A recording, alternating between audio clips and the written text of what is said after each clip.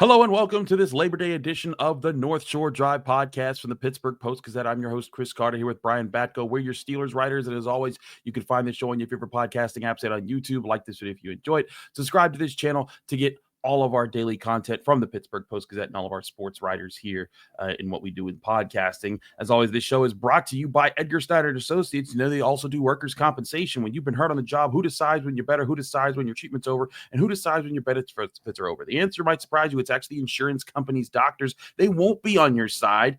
So you need someone who is on your side. Call Edgar Snyder Associates today at 1-800-94-EDGAR because they'll fight for the workers' compensation rights that you deserve. And remember, there's never a fee unless they get money for you.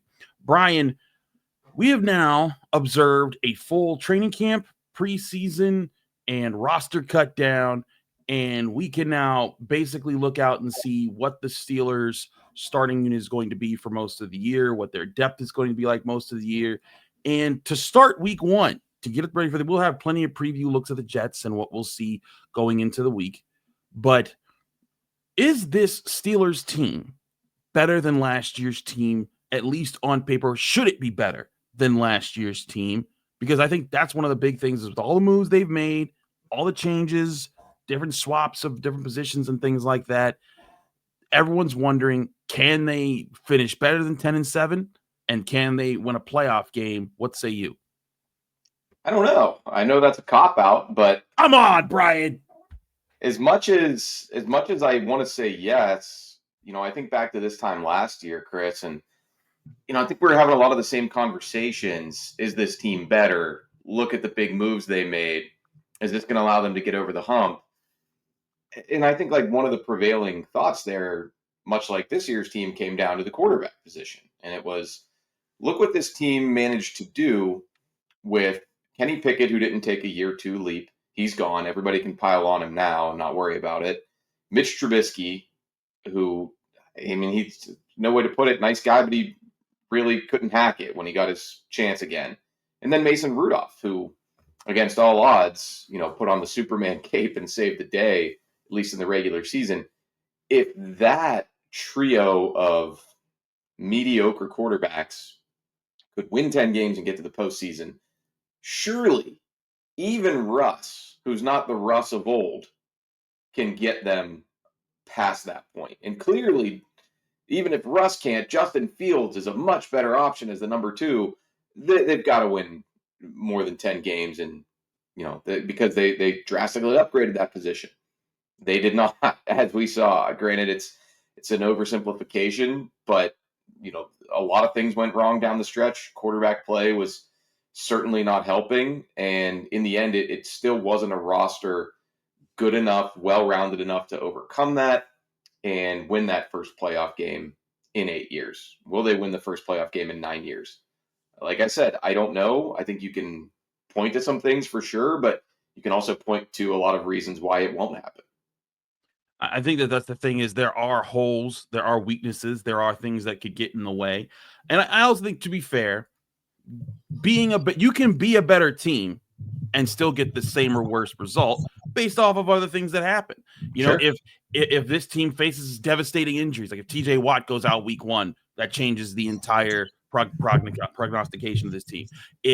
But you can also look at schedules, right? Like the 2024 schedule for the Steelers was definitely like their losses, especially late, were very different than the losses that the 2023 Steelers, when they lost to the Cardinals and the Patriots in back-to-back weeks at home. I think both those teams either had like 2 or 3 wins at that stage of that late in the season, and those were embarrassing losses that were less excusable. And I guess not to say that it's excusable that the Steelers in 2024 lost what they lost, lost 4 games to end the regular season. But you at least look at those teams and you think, well, the Eagles were the Super Bowl champs. Well, the Ravens were heavy favorites. Well, the Chiefs were the AFC and they are the dynasty. You could see that and you think, okay, so maybe the 2024 team was better, but do people care at the end of the day if they're better and they don't get better results? And I think the answer is no. And that's where this team is going to have to do something along the lines of improving there. And they don't have an easy schedule either.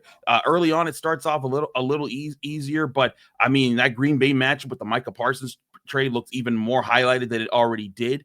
I think the Chargers are going to be better this year. And down the stretch, you get the Bills, the Ravens, the Dolphins, the Lions, and then you get the Browns, but then you get the Ravens again. In a 6-week span, you get at least 4 Super Bowl contenders, and one of them you play twice. This team's also going to have its bumps in the road, and that's where I think it is a big question. Can this team be better than it was last year, even if the results, maybe don't say that, like, it's like they may say they win 11 games and you're like, well, that's not that much better, but maybe it is because of who they beat this year, if they beat those teams. Yeah, like you said, it doesn't really matter because it's a bottom line business. I think if you can see an improvement in the win column, even if it is by 1 game, you'll say you were a better team, but I don't think it's a successful season unless they do win that first playoff game in what would now be 9 years. So whether they have the pieces in place to do that, we didn't see a ton of it in the preseason. The starting defense, minimal; starting offense, almost none for the most relevant players. I should say actually none for the most relevant players. I mean, Aaron Rodgers, DK Metcalf, 0 preseason action. So I guess the other difference, too, being fair to Omar Khan, Mike Tomlin, the job that the front office did this offseason to construct this roster. Last year had some buzzworthy additions from Russ to Fields. Now, granted, that's 2 at one position. You're not going to have them both out there at the same time. Patrick Queen coming into the mix was thought to really elevate things, and I would say he was more up and down than a major game changer at linebacker. This year, Aaron Rodgers, DK Metcalf, Jonnu Smith, Jalen Ramsey. I mean, that is a busier offseason, a more aggressive offseason, no doubt about it. And, they also subtracted some pieces, George Pickens, Najee Harris. So, I mean, we'll see how that all plays out. And I'm still here's the way I look at it, Chris. From everything I've seen in camp, joint practice, blah, blah, blah, what have you, even the, grain of salt preseason type stuff, I'm not going above 10-7. Again, the schedule's tough. I think that Green Bay game just got tougher, and that was one that I was penciling in as a 50-50 coin flip win for the Steelers. Now I'm not so sure, but I feel better that they're going to get to that 10-game threshold, but I still don't think I can go above that because it's always tricky in this division. The Bills are always a problem. I still just don't think they're in that elite class of the AFC, and those are the teams that are going to win more than 10 games and advance in the postseason. I think that's the thing. I agree with you. They're not in the elite class. I still think that's reserved for the Chiefs, the Ravens, and the Bills. Maybe some other team joins them this year. And again, I don't think this is the year the Steelers are Super Bowl contenders. I think that this is a year that they could set that up. I think the other thing here, too, is can the biggest thing that they've been investing in the last few years actually develop into being a strength? It hasn't developed in the past few years. In fact, it was kind of a liability, and that's the offensive line. And I do like what so do you mean for next year or just in the future, like the short term? I'm talking about just setting up a window, getting themselves ready. I don't think next year is like if they draft, say they hit at quarterback, right? That's what I was going to say, because if Rodgers is only here 1 year, then it's right. It's tough to say they're really building toward being in that group next year because you're probably going to be starting over again at the most important. No, you're going to be starting over at quarterback, but I do think you could be in a position where your run game is more solid because your line's finally solidified. They're building towards something. Your defensive line is better because those young guys have continued to mature. I do think you have a chance to build more chemistry with those guys, and if you find the right quarterback, I do think that there's a chance that, hey, maybe then that window starts to open up after that. But again, we're getting way ahead of ourselves. I think this year is about if this offensive line develops into a good offensive line. One, I do think that will help them get to that 10-win mark, maybe even that 11-win mark. But that's what has to happen this year. If that group pulls it together and the major stars stay healthy, I see the Steelers being able to take on a lot of these teams because they've been able to win a lot of these games without a good offensive line for the past 5 years or so. And that's where if they are able to get that, I think they could steal a game or two from down the stretch when they play the Ravens. It's twice in 5 weeks, the Lions on the road, or the Bills at home. And if they can steal a few of those games and not lose to some of the bad teams on their schedule early on, that could put them in the position to be to be in a much better spot. I mean, again, last year they were in a good spot. They were 10-3. They just folded down the stretch because they ran into a gauntlet of teams, and they did not have the offensive line did not develop last year. So again, that's why I think this is the biggest thing is if that O-line develops and that's an asset to them for the next 5 to 8 years as a group, then you're looking at, okay, the window might actually really open up as long as they hit on the quarterback position. Yeah, and Russell Wilson pretty much stunk too for large portions of that. But again, to your point, like if the offensive line had been better, there would have been more margin for error for him and everybody else on that side of the ball. So yeah, I mean, I think the best way to sum it up, and we've been talking about this really all offseason, is I think the way they've built this roster, they're trying to take it as far as they can possibly go in this 2025 season without really damaging or sacrificing any of the, vision of opening up that next window, as you mentioned. I hear you there. That's going to be a big thing that we look at all year long. But Brian's got some bold predictions that we're going to go over here. We're going to do that next year and get you ready for what could be bold, where I think he's crazy, where I think that, maybe that's not too bold, but maybe that's right on the mark. We'll talk about that next year on the North Shore Drive podcast from the Pittsburgh Post-Gazette. Chris Carter, Brian Batko, stick with us. We'll be right back.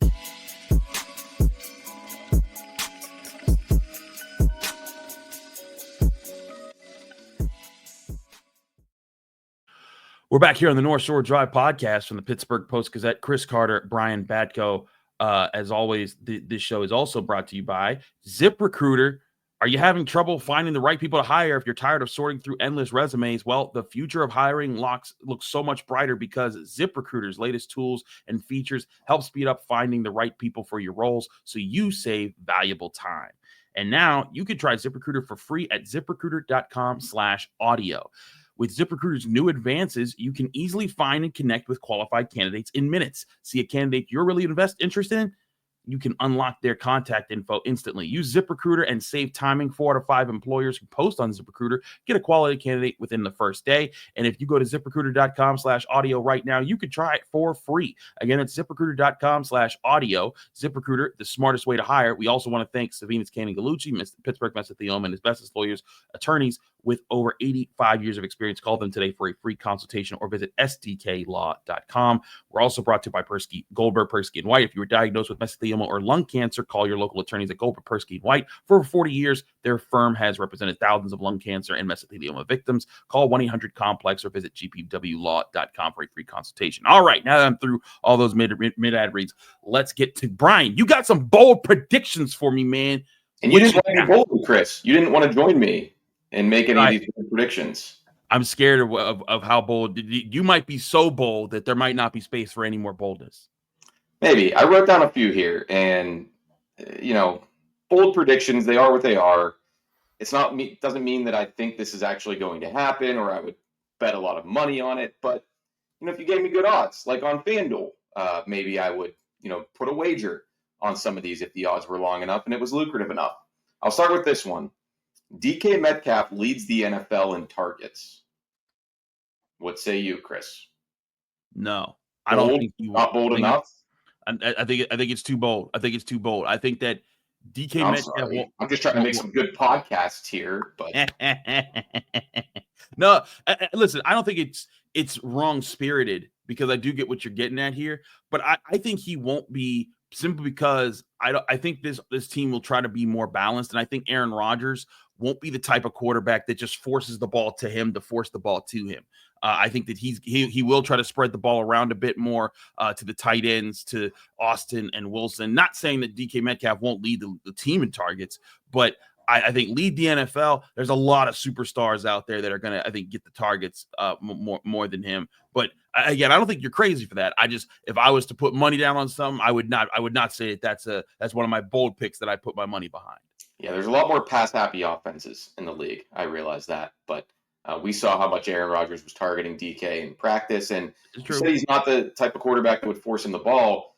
Devontae Adams, I don't know if he ever led the NFL in targets, but if he didn't, he had to have been damn close some of those years in Green Bay. So there is precedent there for Aaron Rodgers really peppering his number one guy, especially when there's a large gap between the number one wide receiver and the number two. So we shall see. But all right, I'll move on to my second one here. Nick Herbig will have more sacks than Alex Highsmith in 2025. Also, I don't think that one sticks either. I like Nick Herbig. He crashed my Patrick Queen interview on Wednesday, which was pretty funny. What did he have to say? He was just trying to ask Patrick a question, and Patrick's like, "Can you get out of here, man?" But which that was pretty funny. You can probably see that interview on our YouTube page as well. But when looking at what Alex Highsmith brings to the table, I still think he's a better edge rusher than Nick Herbig. I think Nick Herbig's moves are fun, but I think that Alex Highsmith just gets more snaps than him and will end up having more sacks than him at the end of this year. I think that as long as him and TJ Watt are healthy, they'll put up some good numbers, especially with what they're doing in coverage this year. Well, last year, Nick Herbig had 5.5, and Alex Highsmith had 6. So I was originally thinking maybe this isn't bold enough, but yeah, I hear you. I don't think Alex Highsmith is going away anytime soon, but I guess I'm just sort of predicting a real Herbig breakout here. But you're right. He's going to need the snap share to really be able to pull that off because, if you're only in there on 30 to 40% of the snaps a game, if you're lucky, you've got to be uber productive when you get your chances. And Nick Herbig has been, but now he's also dealing with a hamstring issue, so that doesn't help my prediction either. Hey, listen, injuries are always part of the factor there. And listen, I don't think you're crazy for saying it. Like that's a bold prediction. I think is interesting. I wouldn't side with it, but I like that there. I'll give you a bold prediction here. Caleb Johnson takes over the starting running back role by week 10. I don't know if that's bold, but I could see it. I could see that for sure. I had a fantasy draft the other night, and I guess Caleb Johnson's pretty much ranked above Jalen Warren on most of those lists. I think that's funny. Rookie buzz and hype, but I took Jalen Warren actually on my team. I thought he was pretty good value. So I think if he clears up the fumbling issues, I still think this could be a season where the Steelers use him a lot, knowing this could very well be his last year in Pittsburgh, and Caleb Johnson's here for the long haul. I still think they want to see Caleb Johnson, don't leave a yard or two out there. Use that stiff arm, get to the first down marker, be decisive. I thought it improved as the preseason went along, but still looked like a rookie for the most part. And Jalen Warren has been there, done that. Granted, he needs a little bit of a bounce back season himself. Okay. What's your other bold prediction? All right, so this is my last one here that I wrote down. I had a trio of them. The Steelers will lose to the Browns. Actually, I mean, there's two. I didn't say twice. I didn't say they're going to get swept, but they played them twice. So there's one funky thing happen. They haven't swept the Browns since 2017. That's crazy. That's the crazy part about this, right? Like you think, oh yeah, of course they will, but then you're like, wait a minute. Mm-hmm. They've been losing to these guys. I think the last time they didn't lose to them was still they tied them in 2018. Oh, right. Yeah, week 1. I remember that game. James Conner was taking over for Le'Veon Bell in the backfield. 20 yards, 2 touchdowns. Ben Roethlisberger had 4 interceptions and a fumble. And yeah, that was that. I still don't know how they didn't lose that game. So yeah, from that standpoint, you think it's not that bold, but the Browns still have the worst Super Bowl odds, tied with the Saints on FanDuel. So they are expected to be at least the worst team in the AFC, if not the worst in the entire NFL. And yet, I guess I'm just banking on, funky things happening here when Pittsburgh and Cleveland come together. I don't know if it would be that week 6 game, especially because the Steelers are coming off their bye. The Browns are coming off an overseas trip, and it's at Acrisure Stadium. If they lose that game, I mean, the natives are going to be restless, but they also have them in the second to last game of the season in Cleveland. And I don't know, a snowstorm could happen and you won't be able to see and you won't be able to throw the ball. We have a recent history showing what can happen when that occurs. Brian, I was in whatever West Springs, West Virginia, covering the Greenbrier tournament from my White Sulphur Airbnb, Springs. where White Sulphur Springs. Thank you. I couldn't remember the name of that spot in my Airbnb. The blizzard was also hitting there. I couldn't see anything. It was ridiculous. And I was like, this is the worst like watching experience ever. But I could see, Cleveland's been a house of horrors for the Steelers for the past several years. Whatever it is, the Browns, they defend that well when the Steelers are in town. Is this the year they break the streak? Oh, you know what? I'll say they will. I'll say they actually do go and they finally sweep the Browns again for the first time in several years, just because I think the Browns are that bad. And I think at that part of the season, I think the Steelers O-line will kick in, and that's something that they haven't had really be in their favor in the past several years when playing the Browns, is that their offensive line haven't been guys that could push people around. And I think that by that part of the season, Cleveland will be kind of defeated and Pittsburgh will be pushing for a playoff spot, and they'll finally get over the hump and beat the Browns there. And who knows who their quarterback will be come week 17? It might be Dylan Gabriel. Might be Shador. Who knows? It might be Bailey Zappi. We don't know. But you know, if Joe Flacco is their QB in week 6 when they come to town, then maybe he'll pull out some old tricks against his old arch nemesis, and what I would think would probably be the final time he'll face the Steelers. But who knows with the Browns? All right, I'm gonna get really bold for you here. My bold prediction: Jalen Ramsey will be a bigger candidate for Defensive Player of the Year than TJ Watt. That's going out on a limb. That's some bold, baby. We putting bold out there. That is. What are you, Micah Parsons now, hating on TJ Watt, hating on his stats and his sack production? But yeah, I think that's always tough for a DB. But you got to get your hands on passes.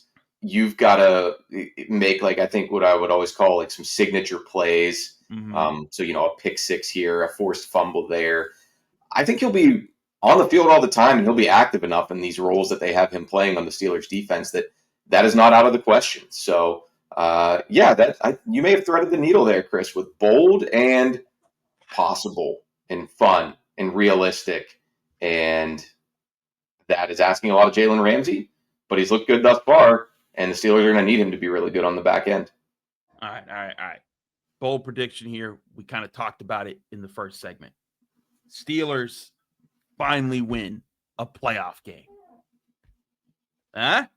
Yeah, that's pretty bold. I just, like I said, I guess it wouldn't shock me, especially this time of year when you say that, because you never know what can happen. A couple years ago, I think back to the Bengals, Joe Burrow goes down with the wrist injury, and all their hopes and dreams are dashed. That can happen to anybody around the AFC. If he stays healthy and the Bengals can figure out, like, even defensive football 101, I think the Bengals are going to be more of a threat. If Josh Allen, Patrick Mahomes, and Lamar Jackson stay healthy, I can't really conjure up anything in my brain as to why those teams would falter and not make the second weekend of the NFL playoffs. I guess you could always come up with, like, your granular concerns, like the Chiefs O-line or the Bills secondary, but I think the talent that they have under center is ultimately going to be able to outweigh all of that. And then I've got my eyes on some of the sleepers in the AFC, like the Chargers. I think that Chargers are interesting. I think they're very interesting. They're going to be a trendy pick, although they've already incurred some major injuries. Rashawn Slater. Yeah. So I don't know what's going to happen there with that O-line. And I know Joe Alt can move over, Joe Alt delete, but you still have to replace one of the best tackles in the game in Slater. So yeah, you do kind of go down the list, and I don't know if I'm quite buying teams like the Jets or the Patriots to be a dark horse. The Broncos have a really tough defense. We saw that when the Steelers went to Denver last year. So yeah, I think you're going to need some breaks to go your way if you're the Steelers, but yeah, I wouldn't be shocked if they win a playoff game. I'm not going to predict it myself. Okay. All right. I think if the Steelers are going to win a playoff game, the ticket is this. They finish with 10, 11 wins, and they get that 5 seed in the AFC playoffs. And if they get that 5 seed, they play the worst division winner, which will probably be like the Texans or the Jaguars. I didn't even mention anybody from the AFC South, so that kind of tells you where my brain is on that. Now, I will say, I do think the Texans defense is going to be good this year. When I look at it on paper, it adds up a lot. And I think that could be a really interesting matchup between these two teams. But I look at, if you want to take somebody out, and I just don't think they're going to win the division. I think the Ravens are too good. I don't believe in the Bengals. I think they're going to fold this year because Joe Burrow just has no protection and that defense is just bad. But I think that if they're able to get to that 5 seed, they can go to a Houston, they can go to a Jacksonville, they can win a game there. And if they can win that game, that's one, that's your playoff game. But then 2, they can build some momentum. And then you could be that sneakily good team that just catch somebody on a bad day. Like the Steelers of 05. They caught the Colts on a bad day. They were able to catch them off guard, and they were able to score early, build up an early lead, and then keep the defense, just kept the pressure on Peyton Manning. You can have something like that. So I do think this team has the potential, but will they? That's the thing. They haven't gotten over the hump for, as you said, 8 years. It's been 9 years since they beat the Chiefs. Funny enough, that's the only time in NFL history that Andy Reid has lost at home coming off a bye in the playoffs in his long tenure of being a great head coach. But I think I'm going to say my bold prediction is that they do win a playoff game this year. I also think I made my other bold predictions here. Jalen Ramsey. I'm not saying that he definitely will be. I'm not saying he will be better than TJ Watt as a player. No, I'm reading that bold. I'm interpreting your bold prediction as, man, TJ is about to fall off of a cliff. That's 100. That's 100+ million guaranteed down the tubes. That's good. Don't you dare. Don't you put that evil on me, Ricky Bobby. I didn't say that. What I am saying is I think Jalen Ramsey will be in a position to make a lot of plays, make a lot of interceptions, make plays on the ball, and that will garner the interest to make him a defensive player of the year candidate. And then it'll be a funny thing because Steelers fans will be like, TJ always gets disrespected, but he's being disrespected this time for someone that you like. So you'll be happy that he finished the league with 19 sacks, leading the NFL, but it somehow goes to another guy. But this time that other guy is a Pittsburgh Steeler named Jalen Ramsey. Well, hey, I'll leave the people with this thought. We're here to provide the objective analysis, and we've tried to do that throughout offseason, which is always, the honeymoon phase for every team. Well, almost every team. There are some around the NFL whom we just mentioned whose fans absolutely hate what they've done this offseason, and for good reason. But for a team like the Steelers and all the flashy acquisitions that they made, hope springs eternal. We're here to cut through that a little bit and, give you a more sober view. However, if you're a fan and you're watching this, which the vast majority of you are, why not choose optimism? If you can choose between optimism and pessimism, why not be glass half full? So go ahead and enjoy this week leading up to the season opener against the Jets.